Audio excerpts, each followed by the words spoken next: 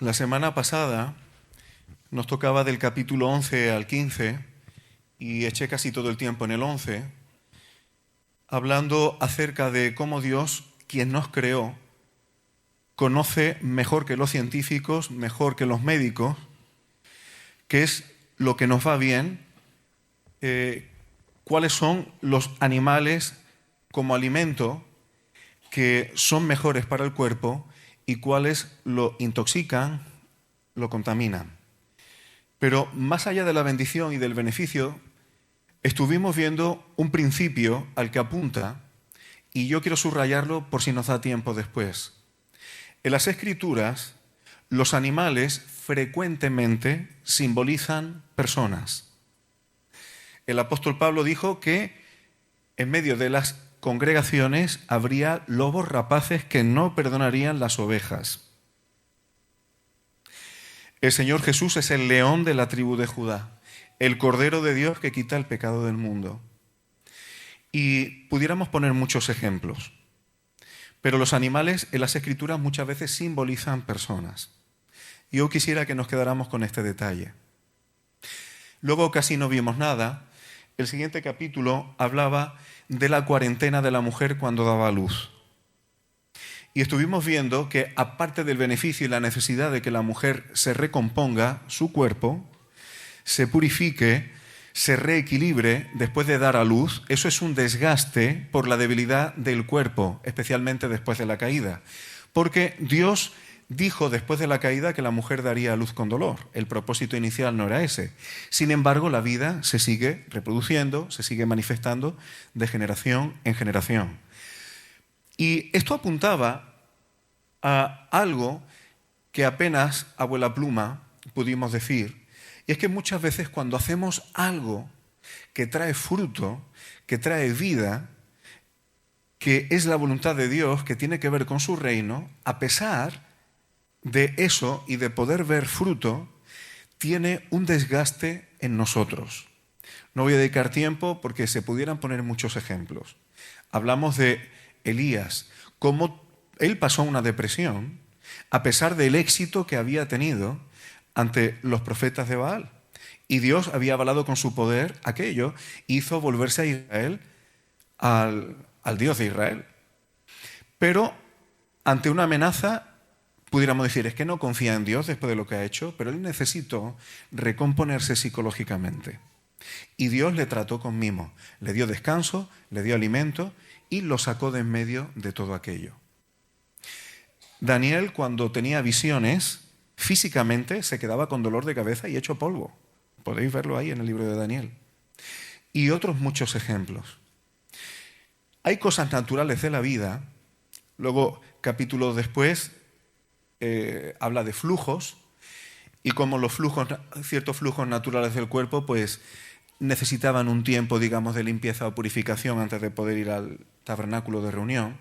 Y eso es interesante porque apunta a que hay cosas naturales o normales de esta vida terrenal que, sin ser pecado en sí, pero necesitamos una cierta recomposición antes de buscar a Dios, antes de estar en comunión con Dios.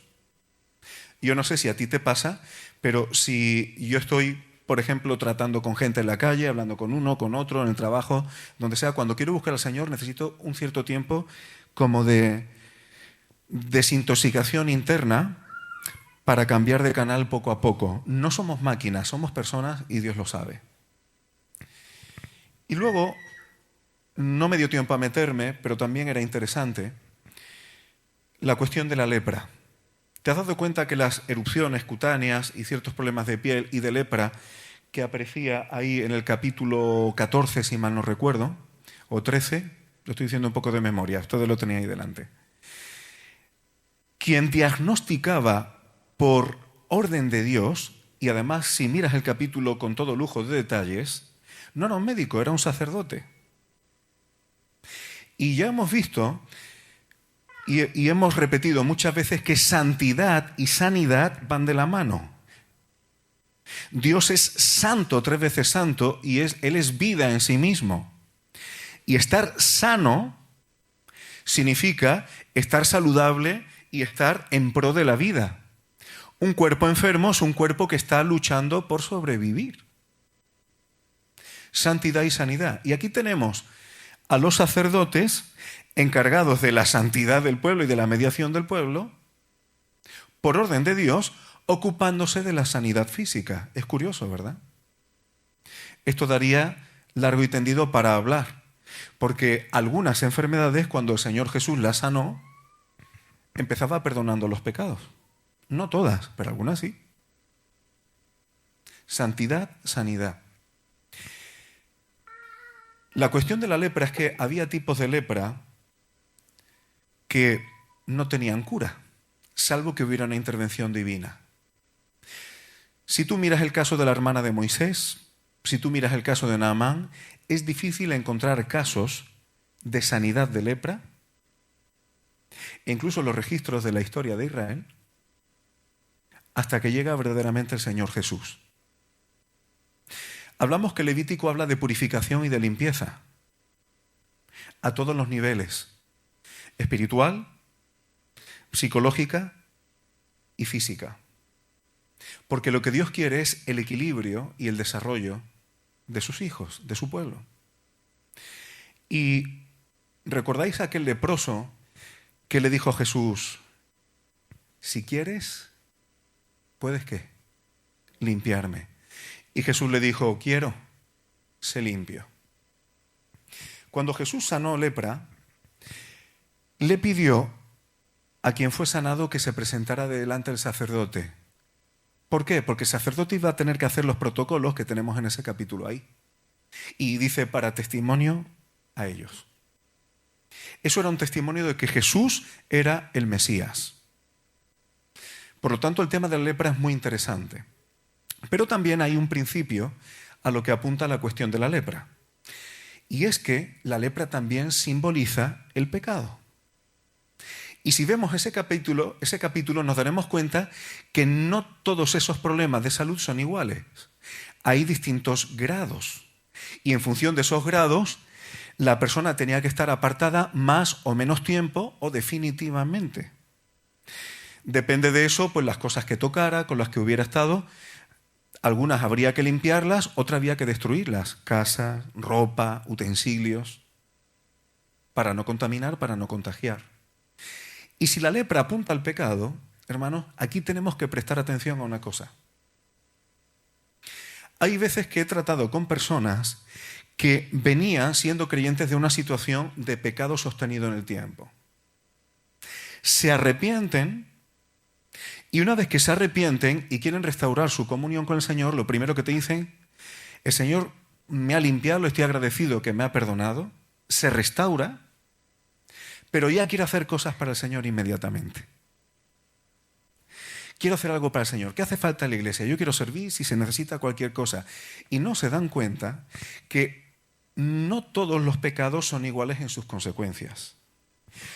El pecado en la vida de las personas produce una serie de efectos que generalmente, y en función del tipo de pecado, va a necesitar un tiempo de recomposición. Hay pecados que van a afectar la psicología, la mente de la persona. Hay pecados que desestabilizan psíquicamente a una persona. Hay pecados que contaminan el espíritu de una persona y se quedan con un discernimiento muy limitado. Hay pecados que afectan el cuerpo de una persona. Y todo eso necesita un tiempo de reajuste, de reposo, igual que en una enfermedad. El reposo y ciertos cuidados hacen que, salvo que sea terminal, que el cuerpo se vaya defendiendo hasta que esté en las mejores condiciones. El pecado es una enfermedad con la que también necesitamos una convalecencia, y eso va a depender de los tipos de pecado.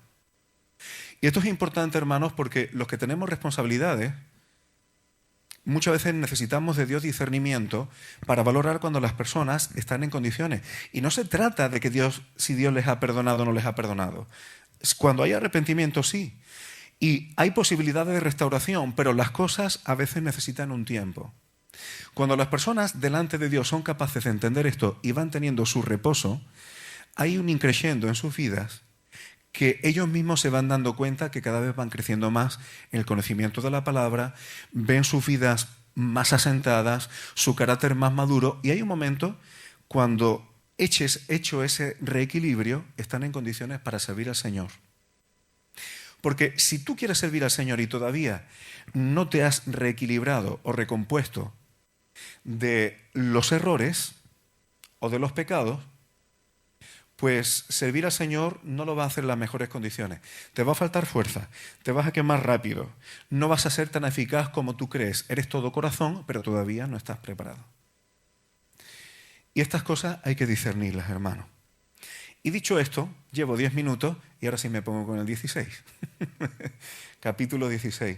Es que como no toque nada de esto, sí me gusta dar unas pinceladas, pues si no quedan los capítulos sueltos. El capítulo 16 voy por encima porque habla del día de la expiación.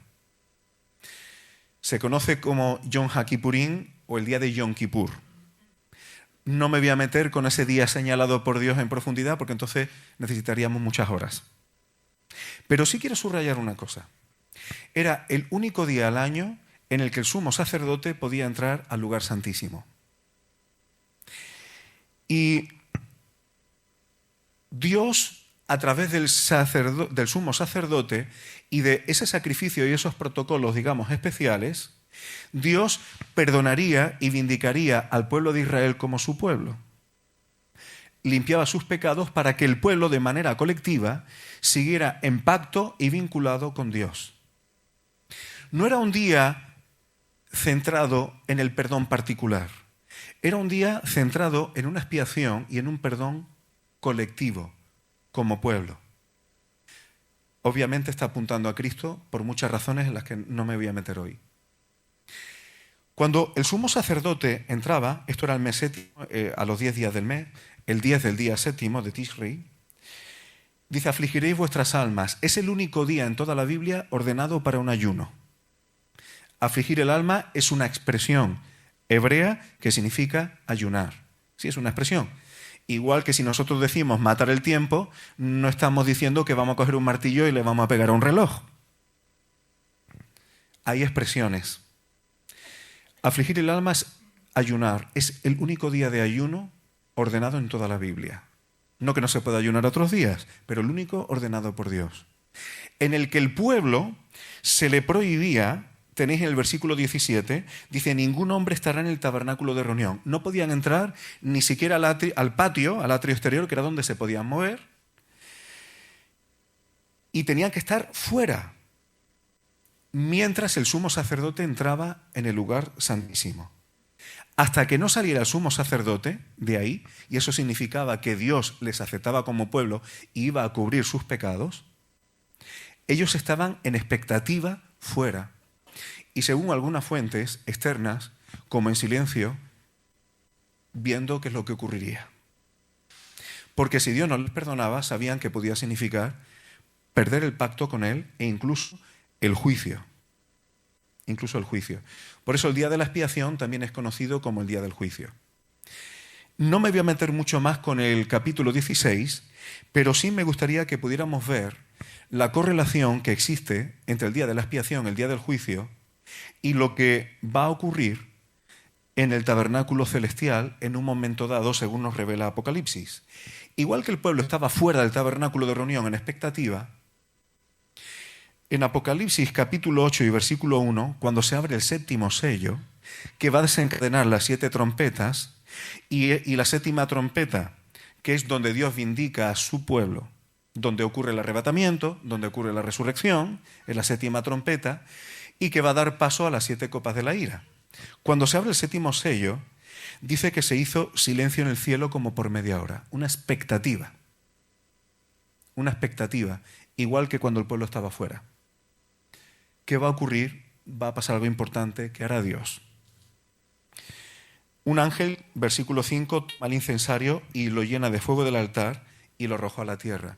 Curiosamente, en el capítulo 16, el sumo sacerdote también va a tener que ir al incensario y habla de las brasas del altar.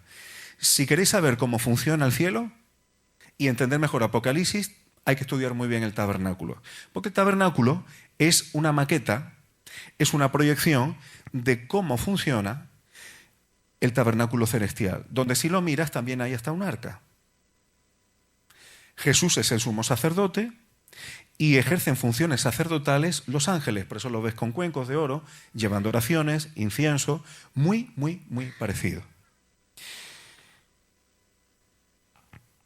Me gustaría pasar ya al capítulo 17, voy un poco a vuela pluma, donde Dios dice que nadie, ni de los extranjeros ni de Israel, podía ofrecer un sacrificio o un holocausto fuera del tabernáculo de reunión. Había un altar del sacrificio en el patio, para que nos entendamos, y los sacrificios que hicieran los extranjeros que moraban con Israel o Israel tenía que ser ahí. Dios prohíbe terminantemente sacrificar fuera de ese lugar. Sacrificar fuera de ese lugar implicaría estar sacrificando a otros dioses. Y literalmente, según el versículo 7 del capítulo 17, sacrificar a los demonios. Efraín, pero eso es cosa del Antiguo Testamento. ¿Sí? El apóstol Pablo, si miráis tranquilamente cómo empieza el capítulo 10 de Primera de Corintios, fíjate cómo se dirige a unos griegos en colonia romana. Les dice, no quiero que ignoréis que nuestros padres, como nuestros padres, y se está refiriendo a los que salieron de Egipto, a los que fueron bautizados en la nube y en el mar. Y ahora habla de ellos. Dice, todos comieron el mismo alimento espiritual. Versículo 3. Todos bebieron de la misma bebida espiritual y dice que la roca que los seguía era Cristo. O sea, Cristo estaba allí. Cristo estaba ahí con Israel cuando salió de Egipto. El apóstol Pablo lo valida. Y lo curioso es que siendo todos creyentes, déjame utilizar esta expresión, porque todos salieron de Egipto, todos fueron bautizados, todos comieron el mismo alimento espiritual, todos bebieron la misma bebida espiritual, todos bebieron de la roca que era Cristo, pero dice que Dios no se agradó de muchos de ellos. Versículo 7, no seáis idólatras como algunos de ellos. ¿Podemos los creyentes ser idólatras? Según está escrito, se sentó el pueblo a comer y a beber y se levantó a jugar. El pueblo se puso ocioso y en medio de esa ociosidad terminaron cometiendo pecados graves, incluso el becerro de oro. Mucho cuidado cuando los creyentes se pasan en ociosidad. No estoy hablando de descanso e incluso de cierto tipo de ocio, pero las Escrituras vinculan la ociosidad con la falta de fruto e incluso con perversidad y malicia. Cuando la Biblia habla de hombres ociosos, son hombres, permitidme utilizar la expresión, chungos. Hombres problemáticos y con malicia. Y dice, versículo 20, sigo con 1 Corintios 10, que lo que los gentiles sacrifican, a los demonios sacrifican, y no a Dios. Y no quiero que vosotros os hagáis partícipes de los demonios. Pero ¿por qué Pablo le está diciendo a los creyentes que no se hagan partícipes de los demonios? Tú y yo, que andamos en la gracia de Dios y en la libertad en Cristo, eso no lo haríamos nunca, ¿verdad? ¿Seguro? ¿O meto el dedo en la llaga? Porque a veces las cosas ocurren con mucha sutileza, hermano. Y ahora mismo no sé si morderme la lengua o hablar. Pero a mí me duele en el corazón cuando veo reuniones cristianas donde nuestros hermanos llevan a los hijos con disfraces que señalan a Odín. No sé si se me está entendiendo. Antiguamente era de color verde, ahora es de color rojo porque lo decidió la Coca-Cola, pero está apuntando a Odín, a dioses nórdicos y otros. Y se meten en reuniones cristianas y te dicen que se está haciendo memoria de que Jesús nació. ¿Y qué tiene que ver Odín con eso? Entre otras cosas. Y esto, hermano, no es para señalar a nadie, es para que verifiquemos si sin darnos cuenta estamos sacrificando a demonios, porque todo eso va también con comer, jugar, beber. Los consiervos que golpean a los consiervos son los que comen y beben con los borrachos. Lo tenemos en Mateo 24. Mucho cuidado, hermanos, porque en medio de buenas intenciones, en medio de banquetes, en medio de fiesta, y vamos a pasarlo bien, y vamos a socializar, porque hay que dar testimonio, tenemos que tratar con la gente, y todo ese tipo de cosas, en ese ambiente es muy fácil, extraordinariamente fácil, que se cuele lo que no debería colarse.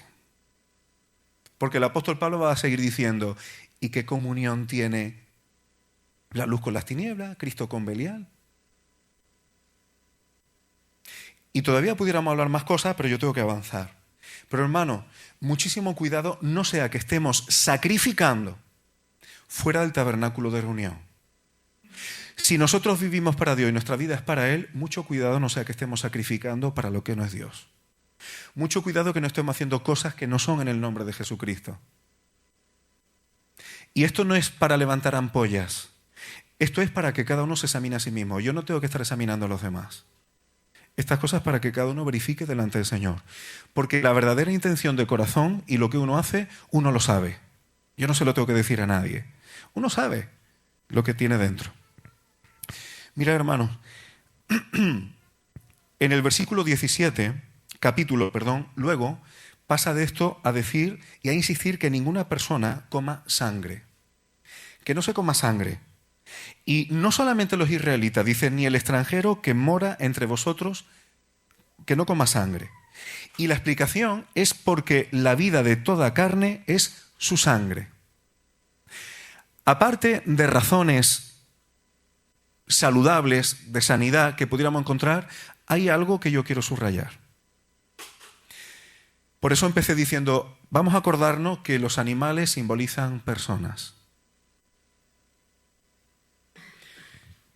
La vida de un animal, aquí cuando dice en su sangre está la vida, en hebreo es nefesh, la psicología, el alma. Esto sería para tocarlo largo y tendido. Es decir, en la sangre de los seres está su alma, su mente, su psicología, sus emociones. Cuando muere Raquel, dando a luz a Benjamín, dice que se le salió el alma, es decir, se desangró. El alma y la sangre y la psicología van de la mano en la Biblia. Ahora, la vida de un animal, ¿tú cómo consideras que es? ¿Celestial? ¿Es celestial? ¿Cómo es? Es terrenal. Los animales funcionan por instintos exclusivamente terrenales. Comer, sobrevivir, aparearse. Hay unos sentimientos animales, hay un alma animal y la Biblia lo valida. Un nefesh animal. Lo que no tiene el animal, y yo no encuentro en la Biblia hasta el día de hoy, es que tenga un espíritu que pueda tener esa trascendencia con Dios. El animal tiene una vida terrenal. Si los animales simbolizan personas, ¿qué pasa cuando todo mi trato, toda mi comunión, toda mi socialización es con personas terrenales? Y vuelvo al lienzo de Hechos 10, con cuadrúpedos, con reptiles, con personas que Dios no las limpió, porque no se han arrepentido todavía. ¿Qué pasa si mi vivir es en torno a este tipo de personas? Y mi psicología, mi mente, mi alma, mi contacto, mi comunión, mi comunicación es con personas que no son creyentes, hablando claro. Si esa es toda mi vida y eso es todo lo que yo como, ¿cómo será mi mente y mi corazón? Pues lo que sabemos toda la vida, ¿no? Cuidado con la juntera. Cuidado con la juntera. Ahora, ¿a qué debemos aspirar? Porque Dios no quiere que el ser humano tiene una dimensión terrenal, pero también tiene una dimensión celestial. Dios no quiere que nuestra dimensión de existencia sea exclusivamente terrenal. Por eso, Dios habla como animales, no en un sentido de por insultar, no es insulto. Es simplemente que una persona que no está en pacto con Dios, las probabilidades de que viva por sus instintos exclusivamente terrenales es altísima. Va a querer estar bien, estar cómodo, poder, estar realizado, comer, beber, aparearse, como los animales, instinto. Instinto, marcar su territorio, es muy parecido. ¿Y por qué estoy diciendo esto, hermanos? Porque Jesús, en el capítulo 6 del Evangelio de Juan, dice que Él es el pan de Dios que descendió del cielo. O sea, Jesús no es terrenal, es celestial. Primera de Corintios 15, el primer Adán, del que venimos todo, es terrenal. Si desarrollamos una vida en el primer Adán, como animales. Pero el segundo es celestial. Y dice Jesús, el que come mi carne y bebe mi sangre, tiene vida eterna. Mi sangre es verdadera bebida. El que come mi carne y bebe mi sangre, en mí permanece y yo en él. ¿Qué está diciendo Jesús que hubo discípulos que no lo entendieron? Pablo se lo dice a los corintios, tenemos la mente del Mesías. Lo que quiere el Señor Jesús es que nuestra alma, nuestra psicología, nuestro sentido de vida, nuestro sentimiento, nuestra voluntad, nuestra emoción, esté en sintonía con la suya. Porque Jesús tiene un alma como la tuya y como la mía, pero un alma con acceso al Padre. Un alma, vamos a decir, trascendental. Y dice Colosenses, capítulo 3, que si hemos resucitado con Cristo, no que busquemos cosas terrenales, sino las de arriba. Y eso exige, hermano, tener comunión. Necesito tener comunión con hermanos que están en Cristo y que son cuerpo de Cristo. Cuando participamos de los símbolos, esto no es un rito rutinario, hermano. La cantidad de enseñanzas que apunta a la mesa de la que luego vamos a participar. Cuando tomamos la sangre del Señor, es limpieza, pero también es una forma de recordar que queremos una mente como la suya y que también necesitamos limpieza por dentro.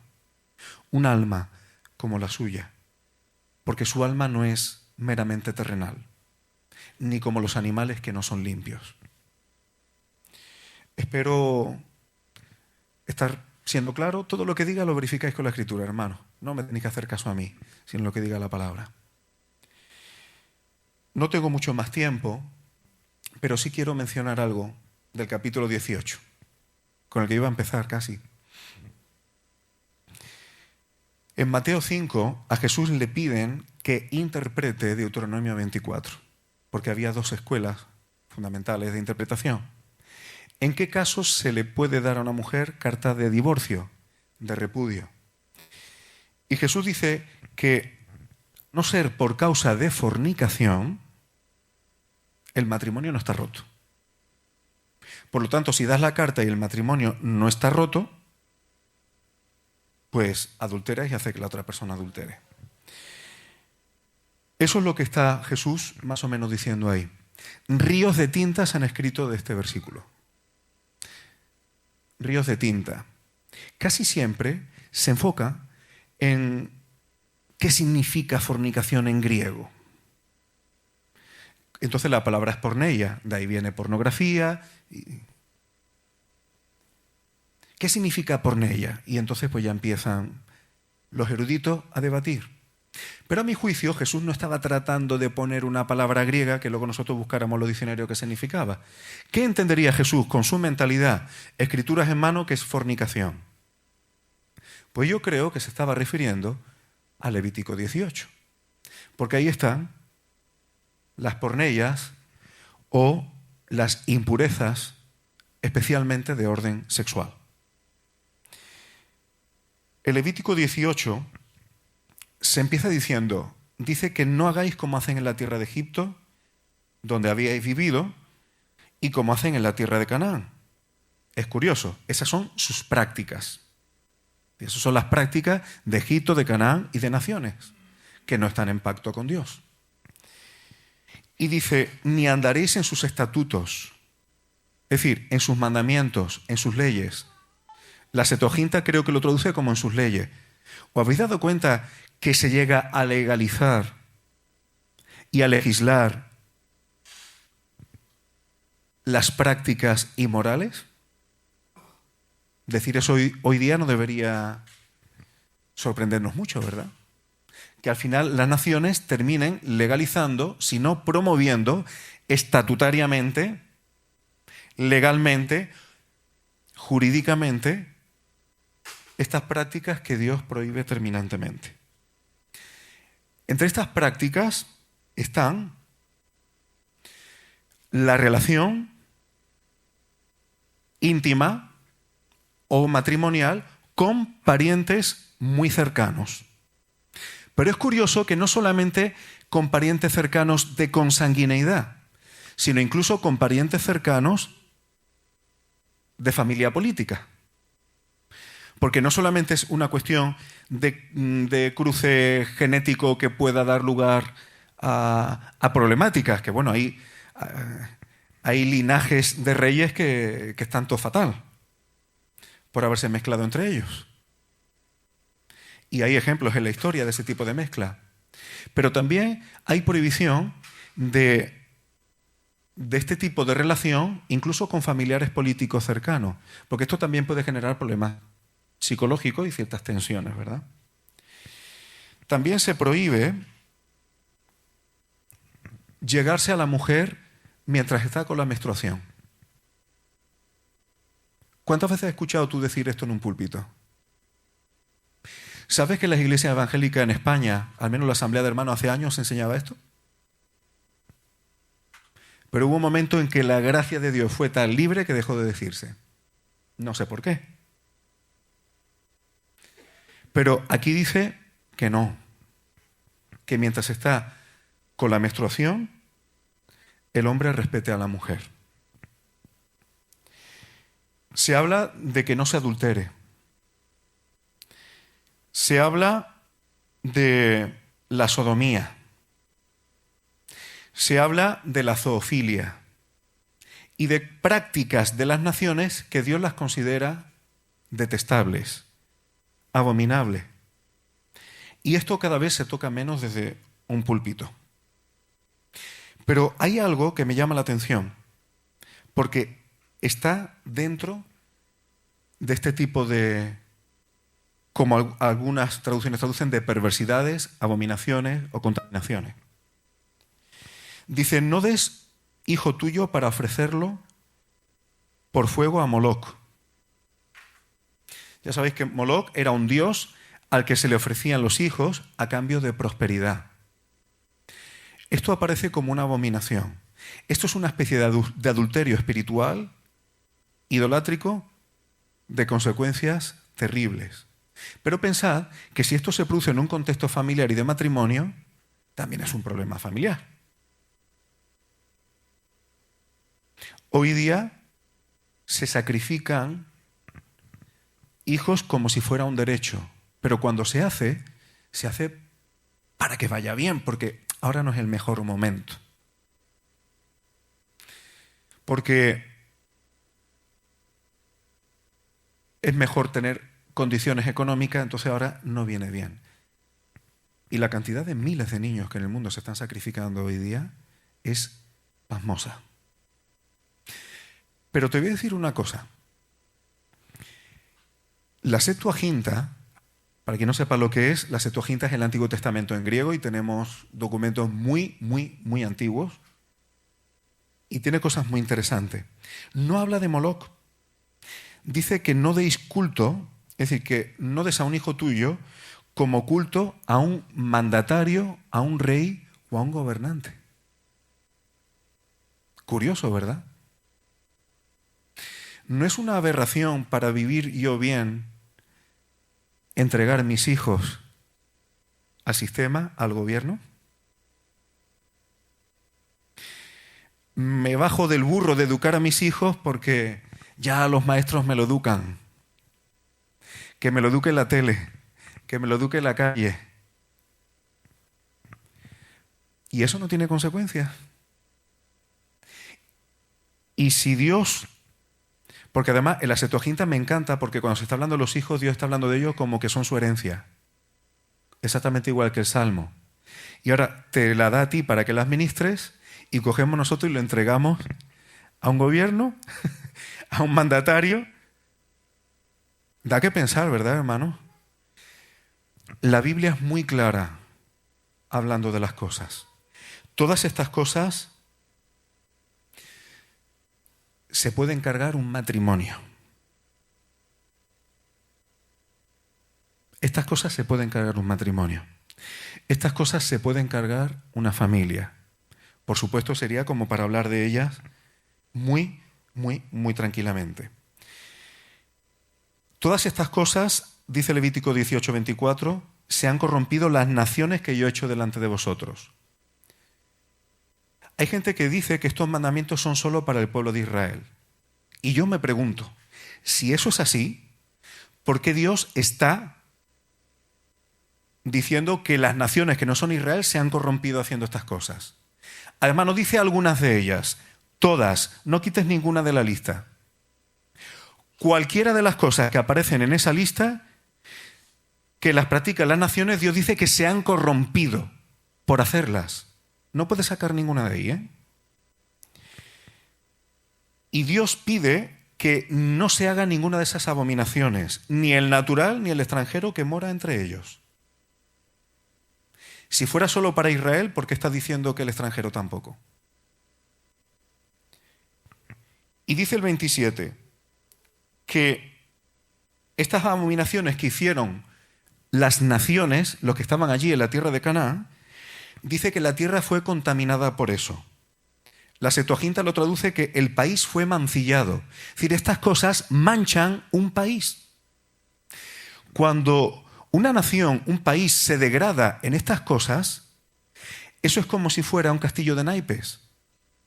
Cuando estas cosas fallan, van fallando más. Falla el orden social, falla el orden económico, falla el orden familiar, falla el orden sanitario, falla todo. Falla todo. Se mancha una nación. En Deuteronomio 4, versículos 5, 6 y 8, Moisés le dice a Israel, os he enseñado estatutos los estatutos y decretos que Dios me ha dado, para que los hagáis. Y dice, guardadlo y ponerlo por obra. Y dice, porque esta, es decir, los mandamientos de Dios, es vuestra sabiduría y vuestra inteligencia ante los ojos de los pueblos. Es decir, los mandamientos de Dios es sabiduría e inteligencia delante de otras naciones. Y yo no dejo de escuchar muchas veces en medios cristianos que los mandamientos que están aquí son solo para Israel. Pues cuando yo cojo estos versículos, si eso es así, llego a la conclusión de que Dios quiere que Israel viva con sabiduría e inteligencia y que el resto de naciones vivan como tontos. Es decir, Israel en sabiduría e inteligencia y el resto de las naciones que vivan como estúpidos. ¿Esa es la voluntad de Dios? ¿Esa es la voluntad de Dios? Dios quería que Israel obedeciera porque eso es sabiduría e inteligencia para vivir la vida terrenal. Los mandamientos de Dios traen bendiciones, pero como nosotros de manera muy mística siempre estamos pensando en el cielo, si se va al infierno o no se va al infierno, nos olvidamos que aquí hay que vivir una vida siendo luz en este mundo. Y Dios ha dicho cómo vivirla de una forma inteligente, incluso si no somos científicos, incluso si no somos eruditos. Lo maravilloso de los mandamientos bíblicos, hermano, es que en esta vida terrenal tú puedes ser una persona sencilla, pero puedes vivir con mucha sabiduría de lo alto. Puedes vivir con mucha paz de lo alto. Porque Dios no dio los mandamientos para que nos salváramos, Él sabía que no los podíamos cumplir todos, sino para que viviéramos con bendición. Y para que supiéramos también las limitaciones que tenemos. Por eso necesitamos a Cristo. Pero eso no quita ni sabiduría ni inteligencia a los mandamientos de Dios. Dice que dirán las naciones, ciertamente pueblo sabio y entendido, nación grande es esta.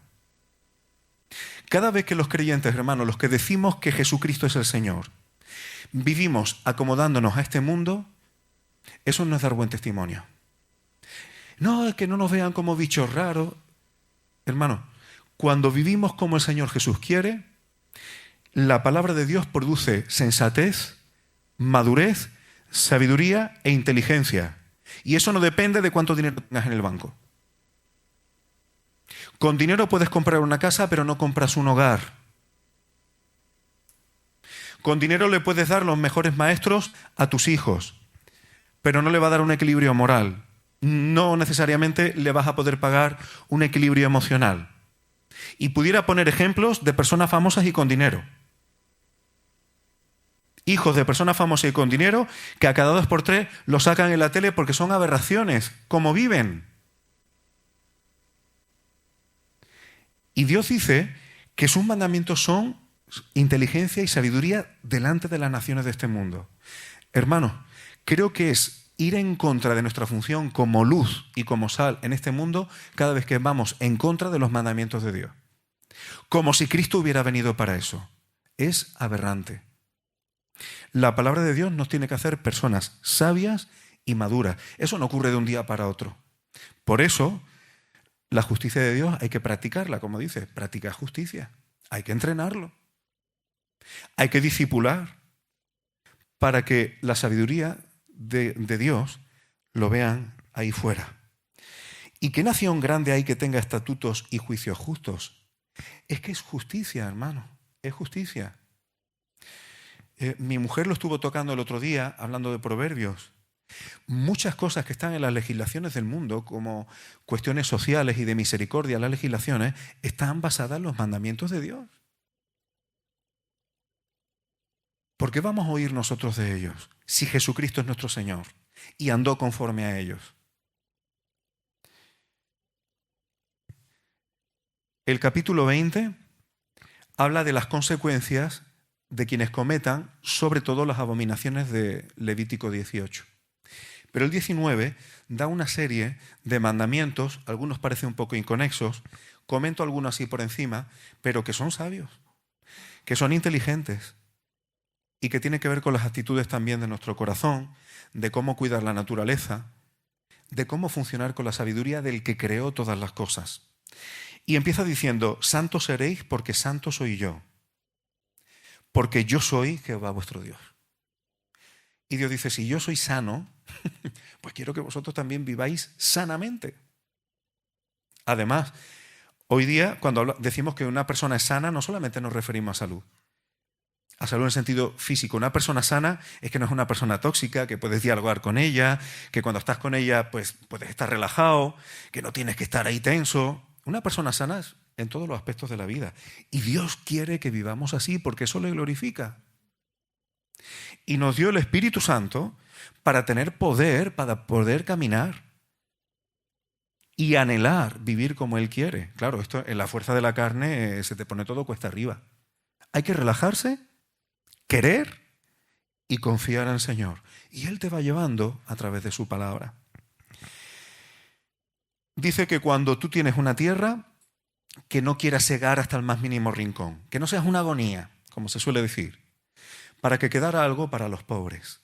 Y así los pobres no le estás dando limosna, que a veces parece que le quita dignidad, ¿no? Está recogiendo su propia comida, no para comerciar con ella, sino para sostenerse. Se habla de no mentirse uno a otro, de no robarse uno a otro, de respetar al prójimo, no oprimir al prójimo, no retener el salario del jornalero. Ya te pagaré. Cuando ya te ha hecho el servicio. Eso ocurre mucho en los que trabajan en la calle, que a veces para cobrar se las ven si las desean, ¿verdad? Me encanta, dice, no maldecirás al sordo y delante del ciego no pondrás tropiezo, sino que tendrás temor de tu Dios. Esto es aprovecharte de la debilidad de otro. Como el sordo no me oye, pues voy a alargar de él. Como el ciego no ve, pues le voy a poner un tropiezo. Es aprovecharte de las debilidades de los demás para que caigan. La palabra, el Espíritu de Dios no va por ahí, ¿verdad? No hacer injusticia, esto me encanta. Dice, no harás injusticia en el juicio, ni favoreciendo, dice la Septuaginta, comprendiendo al pobre, ni complaciendo, dice la Septuaginta, o admirando al poderoso, al rico, al grande. Con justicia juzgarás a tu prójimo. Dicho de otra manera, hermano, las cosas no tenemos que juzgarlas por ideologías. Más claro todavía, si tenemos que valorar las cosas, no tenemos que ser ni de izquierda ni de derecha. Y desgraciadamente hay muchos creyentes que quieren interpretar la Biblia en clave o de izquierda o de derecha. Y lo que la palabra está diciendo es que juzguemos las cosas como dice la palabra. Pero no, como es pobre hay que comprenderlo, porque ¿por qué ha llegado a...? Así lo dice la Septuaginta, comprendiendo al pobre o admirando al poderoso. Es que esta persona, lo que ha logrado, ¿verdad? Que seamos justos y no juzguemos y valoremos las cosas condicionados por este tipo de cosas tan humanas, tan terrenales, ¿verdad? No aborrecer a tu hermano en el corazón. Dice, razonarás con tu prójimo para que no participes de su pecado. Eso es importante, hermano, muy importante. Dice la Septuaginta, reprenderás con firmeza. Si alguien está en pecado serio y tú no lo reprendes, miras para otro lado. ¿Tú sabes que yo he visto gente cristiana pensando que eso es amor? No, es que es de bien la fe. Eso no es amor. Aquí está diciendo, exactamente igual que Pablo le dice a Timoteo, dice, no te hagas partícipe de pecados ajenos. Pues si tú no reprendes con firmeza a alguien que anda en pecado y que es tu prójimo, alguien cercano a ti, dice, para que no participes de su pecado, te haces cómplice de su pecado. ¿No hay sabiduría en la palabra de Dios, hermano? ¿No hay sabiduría en estas cosas que estamos hablando? ¿No sería como para tocarlo despacito, verdad? No guardarás rencor a los hijos de tu pueblo, esto es un tema de corazón, sino amarás a tu prójimo como a ti mismo. Que no mezcles las especies de animales, que no ayuntes animales de una especie con otra, que no mezcles semillas, esto apunta a unos principios también en un mismo campo. Dice, no te pondrás vestidos con mezcla de hilo. Me encanta como lo dice la Septuaginta. Era una forma de, si yo te vendo un manto de seda, como de seda, pero lleva hilos de otro, pierde valor. Era una forma de estafar. Pero dice, un manto tejido con 2 fibras no auténtico. Esto me encanta. Si un manto tiene 2 tipos de fibra, ya no es auténtico. Yo no puedo decir ni que es de lana, ni que es de seda. Esto apunta a principios maravillosos, hermano. Si yo mezclo en mi vida agua dulce y agua amarga, si mi vida es doble, tengo un corazón para el Señor y otro para el mundo, no soy auténtico. Soy tibio. Sí hay un mandamiento más que me parece muy interesante, porque es una de las causas por las que el mundo está como está. El 29 dice, bueno, más adelante dice que no vayamos a encantadores, a adivinos, todo este tipo de cosas. Pero dice, no contaminarás a tu hija haciéndola fornicar. Otras versiones dicen, no prostituirás a tu hija. En realidad se está refiriendo a que no permitas que tu hija tenga relaciones sexuales fuera del matrimonio. Me gusta hablar claro porque la Biblia habla claro, pero la explicación que da merece la pena, hermanos. Dice, para que no se prostituya la tierra y se llene de maldad. Es decir, la tierra se llena de maldad cuando estas cosas ocurren. Dice la Septuaginta, el país estará lleno de libertinaje. Es una de las consecuencias de que sucedan otras cosas. Cuando las mujeres son utilizadas, usadas, eso conlleva una serie de degradaciones en la vida de las naciones y en la vida de los países que va más allá del aspecto sexual. Porque hay un momento en que para enriquecerse aprovechando eso se prostituirán y tendremos proxenetas. En esos ambientes aparecerán las toxicomanías. En esos ambientes aparecerán luchas de poder. Se utilizarán estas cosas para conseguir ascender a puestos, etcétera, etcétera. Y si tiramos del hilo, la cantidad de cosas y de corrupciones que hay en una sociedad que proviene de que las mujeres fuera del marco matrimonial accedan a estas cosas o se les fuerza a esas cosas es enorme. Hermano, y la pregunta es la siguiente, ¿no hay sabiduría en la palabra de Dios? ¿No hay inteligencia en la palabra de Dios? Lo sabemos ya todo, porque un día le dijimos sí a Cristo y ya que el Espíritu me guía y bueno, y eso era cosa de unos antiguos que parecían trogloditas, ¿de verdad es así? Versículo 37 y termino. Guardad pues algunos de mis estatutos y algunas de mis ordenanzas. ¿Estoy leyéndolo bien? Todos. Y todas mis ordenanzas, y ponedlos por obra. Esto es para practicar la justicia de Dios. Sé que se me pueden malinterpretar cosas. Yo lo que acabo de leer no quiere decir que ahora cojamos y hagamos un altar ahí y sacrifiquemos un chivo. No estoy diciendo eso. Estoy diciendo que la palabra de Dios tiene sabiduría para vivir aquí y ahora.